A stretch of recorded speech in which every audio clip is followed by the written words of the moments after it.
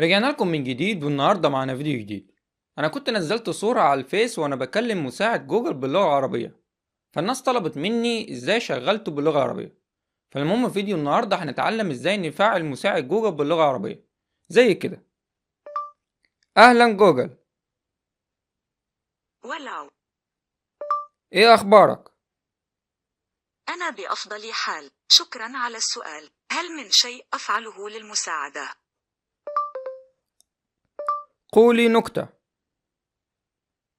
حالا، وأرجو أن تكون مضحكة. دكتورة، الكل يتجاهلني. التالي.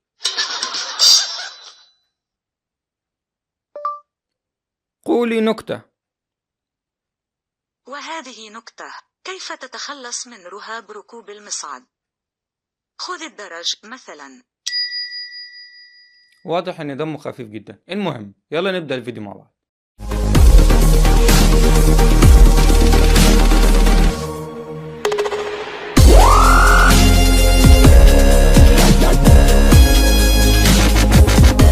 أول حاجة هنبدأ بيها إن إحنا نحدث الموبايل لآخر إصدار، وكمان نحدث خدمات جوجل لآخر إصدار، وبعد كده نخلي اللغة إنجليزية ونعيد تشغيل الجهاز. وبعد كده نبدأ الخطوات اللي أمامكم. نضغط الزرار في النص ضغطة مطولة، هنجد مساعد جوجل فتح. هنجد في الجنب هنا الإيميل الخاص بيك، نضغط عليه. نفتح Setting، تاني خيار Assistant نضغط عليها. هنجد أول خيار اللغة، نضغط عليها. هنجد أمامكم English وتحت إضافة لغة، نضغط علامة الزائد اللي في الجنب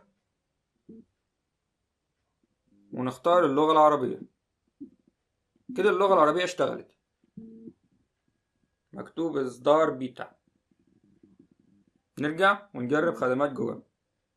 طبعا أنا كنت بكلمه إنجليزي من شوية وبكلمه عربي، نجرب من جديد. أنا طبعا مش ضايق بطمس الصوت، فهنضغط المتحدث. أهلا جوجل. ولو إيه أخبارك؟ أنا في أفضل حال وجاهزة للخدمة. هل من شيء أفعله للمساعدة؟ قولي لي نكتة. عن أي موضوع تريد معرفة المزيد؟ قولي نكتة. حالا، وأرجو أن تكون مضحكة. دكتورة، هذه اليد تؤلمني. إنه العمر يا عم، ولكن يدي الثانية نفس العمر ولا تؤلمني. اظبط المنبه 7 صباحا. ها هي تم ضبط المنبه للسابعة. بيتكلم شبه خسطيقة وسرسج اللي انتوا بتشوفوهم. معنى الحب. حب أحب. أحبك. وأنا أحب هذا الحب. افتح الكاميرا. يتم الآن فتح التطبيق.